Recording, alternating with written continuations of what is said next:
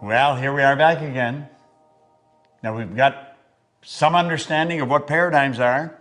We know that if you know how to get to where you're going, you're probably going in the wrong direction. You're not going after what you want. See, the beautiful thing about goals is that it's a forever, never-ending experience. You're going on a journey. You're always going where you've never been. That's what life is about. Life is an exciting adventure. It should never be a bore. And it can be, but only if you follow the right rules. Now, I'm betting that you went and sat down again at the table and you picked up your dream and you've itemized it. I am so happy and grateful now that. Now that you've done that, there's a little internal war going to start going on. Because you see, the paradigm is there in your subconscious mind. It controls your vibration, therefore it controls your actions.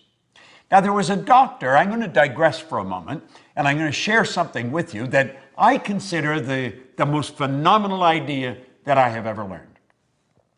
I had been studying this material for a good 9 years, trying to figure out, why was I winning? I was winning, but I didn't know why. And you know something? Most people that are winning don't know why. Then I was what you call an unconscious competent. I was competent, but I didn't know why I was. I was winning, but I didn't know why. Therefore, I had something that was non-transferable. You're going to become a conscious competent, and you're going to know why you're winning, and therefore you can share it with your kids, your family, your friends. That's the beautiful part about this. Now, I have to take you back to the year 1934. Long time ago, you've got to admit. There was a doctor by the name of Truman Fleet in San Antonio, Texas. And he was actually appalled at the state of the healing arts. He said, we're not going about this. We're not doing this right. He said, we're treating the symptoms of disease. We're not treating disease at all. When you operate on the body or you're asking them, how do you feel? You're treating symptoms. You're not treating the cause of problems. Yet he said, everything originates in the mind. U.S. Anderson wrote one time, when we fully realize that thought causes all, we'll know there's never any limits. We ourselves do not impose. It starts inside. He said, we've got to heal the body, mind, and the soul. We've got to heal the whole person. And he said, nobody's ever seen the mind, ever. The mind is not a thing. Now, most people, when they think of the mind, they actually think of the brain. You might be doing that right now, but that is not the mind. See, the brain is part of the body, a very important part of the body. In fact, that's where the electrical control system is set up for your entire being. This body is a magnificent machine. It's controlled by the mind that sets off the central control system we call a nervous system. Do you know that your nervous system, the electrical system in your body, would make the electrical system in a supercomputer look like a toy? Now, when I get into this, you may think, oh, God, I'm never going to learn all that. You don't have to learn all that. I just want to lay some basics for you to help you understand what I'm going to tell you. And Fleet said, if we're going to help people, we've got to have a picture of the mind. So he said, this is a picture of the mind. Now, I think that's the greatest idea I've ever learned. That's called the stick person. And you'll see the big circle at the top has a line right through the center. On the top half of the line is the conscious mind. And on the bottom half is the subconscious mind. Now, the subconscious mind and the conscious mind working together express themselves through that small circle on the bottom that we call the body. The body is the instrument of the mind. Before the body does something, it has to happen in the mind. We're working from a higher to a lower potential. There's a power flowing to and through us that has no limits. The only limit placed on the power is the limit that's placed on the form through which it's flowing. It's something like electricity. Look at a light bulb for a moment. That is not electricity. That's the expression of electricity. See, the only limit placed on electricity is the limit that's placed on the form through which it's flowing, namely the transformer or the bulb. If you want more light, put in a bigger bulb. Well, if we want more action, plug in a bigger idea. Now he said, this drawing represents the mind. The top half represents the conscious mind, the bottom half represents the subconscious mind, and the small circle represents the body. Now I'm going to take the conscious mind off for a minute. Now you just have the subconscious. That is how you arrived on the scene. Your subconscious mind was wide open. Your subconscious mind has no ability to reject anything. Whatever you turn over to it, it will accept. You see, as a little baby, you arrive on the scene like that. That's how language is learned. That's how you pick up all the idiosyncrasies of the people around you. Now, there was genetic conditioning prior to you arriving on the scene. That's why you look so much like your relatives. But then you arrive, you learn the language of the people that surround you. If there's 4 or 5 languages spoken around you, you learn all 4 or 5 languages. There's many places in the world where babies learn 4 or 5 languages before they even go to kindergarten. But as you start to get towards time to go to school, that psychic barrier starts to come up, and the conscious faculties begin to develop. And that's when you start thinking for yourself. But you see, what to think has already been programmed. See that X in the subconscious mind with a puffy little cloud around it? That's the paradigm. And of course, that puts the body in an X-type vibration. Now there's a power flowing into your consciousness. It never stops. And as the power flows in, you build ideas. And what kind of ideas do you build? X-type ideas. Why? Because they're in harmony with the paradigm. If you start to think thoughts that are not in harmony with the paradigm, it causes quite a bit of discomfort. Now think. If you've never jumped out of a plane, go up in a plane and contemplate jumping out of it. You'll start to feel very uncomfortable. You see, it's not an X idea. It's not an X idea. Now, it could be that you get involved with that, but not as long as you're thinking X-type ideas. Now, do you see, your life to this point has been controlled by a paradigm, and so you've been thinking thoughts that are in harmony with the paradigm. That is why we keep getting the same results over and over and over again. There's no secret to this. It's predictable. If you watch people, you'll watch how they move. There's habit patterns being expressed, behavioral patterns that's producing the same result. Now let's move this ahead. I call that state bondage. Now we're going to move ahead, and we're going to move into a state that I call reason. Remember I said that power flows in and you can make anything out of it you want? Well, there's a why idea floating out there. What is the why idea? The why idea may sell the house and move to another country. The why idea may quit the job, start your own business. The why idea may bet everything you've got on yourself and your ability to start and build a business. That why idea is one scary little sucker. But you know something? As long as you keep it in your conscious mind and just think about it, everything's cool. And you see, while your dream was on the table, everything was fine. It's something you looked at every now and then. You were capable of seeing it and thinking it, but you never really got emotionally involved with it. That's why it stayed on the table. The idea came to your mind off and on, but it slipped through your fingers. And that's what happens with most people. Success is slipping through their fingers. It lands and lays and stays on the table. What we want to do is turn that idea over to that power inside. Now, what happens when we do that? Well, let's stop and think of what I said. I said the X energy in the paradigm controls the vibration. Now, on a conscious level, vibration is referred to as feeling. You'll probably want to watch this maybe 4 or 5 times because it probably is foreign information. And as you watch it 4 or 5 times, you'll say, damn, that makes so much sense. And it really does because it's the truth about what we're doing. Well, the X energy causes us to vibrate the way we're vibrating. And if somebody says, how do you feel? You'll say, pretty good. Or I don't feel too good. What you're really saying is, I'm in a great vibration or I'm not in a very good vibration. What happens when you're not in a very good vibration? You're emotionally involved in a negative idea. See, your subconscious is your emotional mind.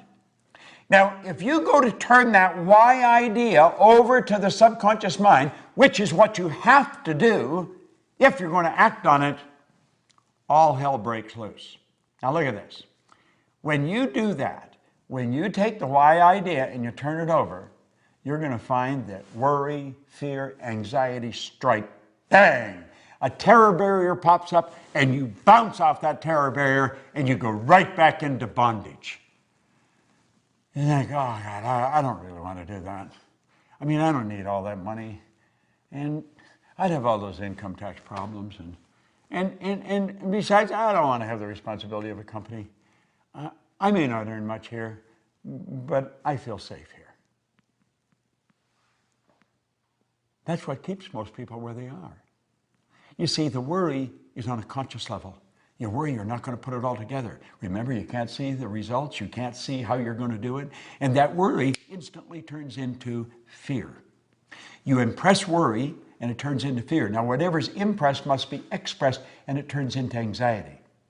Now, in a future lesson, I'm going to show you where it goes from there. But for the benefit of this lesson, you don't like to stay in an anxious state. And a terror barrier bounces up, and you bounce right off the damn thing, and you go right back into bondage. Have you any idea how many people do that? Have you any idea how many people are doing it today that are just about a 9-iron away from where you're sitting? Your friends, your relatives, people that are absolutely brilliant, and you'll look and you'll say, you could do that without any trouble. You're so smart. We think they can, but we can't. Do you want to know something? You're every bit as smart. All the knowledge there ever was or ever will be is locked up within you. Now think about what I'm saying. All science and all theology, the only two sources of reference we've got to go to, tell us that we've got deep reservoirs of talent and ability within us. We're spiritual beings, and our spiritual DNA is perfect. There's perfection within us, and Spirit's always seeking expansion and fuller expression. There's something in you that wants to express itself in a greater way. There's something in you that wants you to reach, that wants you to stretch, that wants you to get out and do something. But that terror barrier, boom, every time you think of doing it, it scares the daylights out of you. See, the XY energy doesn't mix. It's opposing energy. It sets up a foreign vibration, and it causes a very uncomfortable feeling. I want you to think of this for a moment. I want you to imagine that maybe we're at the end of the road. The two of us. We may be buddies, but we're at the end of the road. Now, you know when you get to the end of the road, if you're here for a long time, you could end up where your mind is as sharp as a tack, but the body just isn't cutting it. And they may have us tied in a wheelchair so we don't fall out, or in a crib bed, because there's no strength in the body. It's depleted, but our mind is sharp. And so all we got to do is sit there. Wouldn't it be a terrible thing to reflect back on all those dreams we left on the table? Wouldn't it be a terrible thing to sit there and say, I wonder what would have happened if we had moved there? I wonder what would have happened if I had built that company. I wonder what would have happened, but I can't go back. If only I could go back and do it again. If I had known just how short life really is. If only. Wouldn't it be much better to sit there and relive all the big moves we made? Even the big losses would be exhilarating to relive them. Wouldn't it be wonderful to go back and relive the dreams that we conquered? Oh my goodness, I think that would be great. Well, you see, you've got a choice. And you can go crashing right through that terror barrier. Joseph Campbell said, the cave we fear to enter holds the treasure that we seek. Now, you see, you've got it within you to just say, I'm going for it. See, on the other side of the terror barrier is freedom. And you know that's what we seek?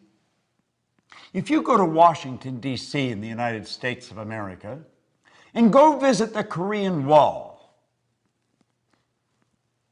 in honor of all the Americans that lost their life in Korea, you will see carved into granite,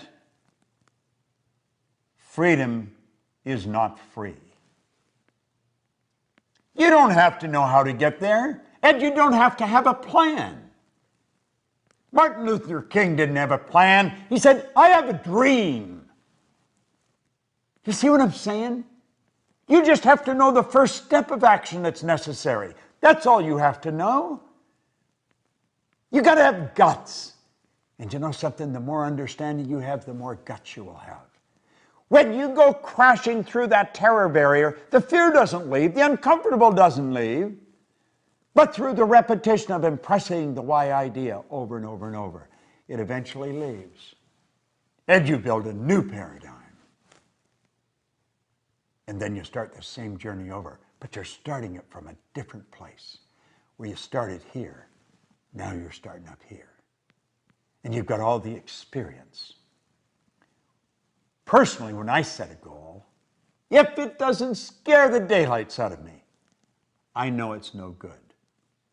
Now, I don't want to waste my time because I know that there's only so much. I don't know how much there is, but I want the time to count. I want to know exactly what I'm doing. I want to know exactly where I'm going. And I want every day to be an exciting adventure. Now think, how do you really want to live? Do you want to leave those dreams on the table? Is that really what you want to do? Do you want to get to the end of the road and reflect and say, damn, if only I had known? Well, now you do know. Now, it doesn't matter if anybody else knows. I know, and you and I can become connected. You don't have to let your dreams slip through your fingers. You don't have to let them lay on the table. And you know the beautiful part about it is, neither do your friends or your relatives or your kids. Do you realize when you learn this, you've got something that's transferable that you can give to their children, and the breed will just improve to no end. No one in my family ever went to school. So when I was 15 or 16, they said, are you going? No, I'm out of here. That was accepted. That was part of the paradigm. I started to study this material before any of my children were born. I didn't ask them if they were going to go. I just changed one question. Where are you going to go? Do you know something? They all went to school. Isn't that strange? It's so strange. Now you may wonder whether your friends and relatives and neighbors are going to accept you. Probably not at first. They'll think you're a little crazy. But Edison's relatives thought that. The Wright brothers thought that. Hillary's brothers and sisters thought that. I went to dinner with my sister and her husband, and my wife's sister, and Gina, and her husband, on my birthday here just 2 or 3 weeks ago. And my sister and we're very loving, but we're not really close. She's very busy running a business, and I am.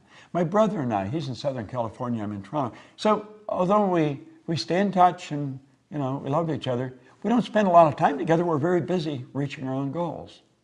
And Helen said, Al and I sat in Florida and we talked about you. And we talked about the change that's taken place in our family since you picked up Think and Grow Rich. And we realized none of us, our kids, no one would be living the life we're living if you hadn't gone for that goal, Bob.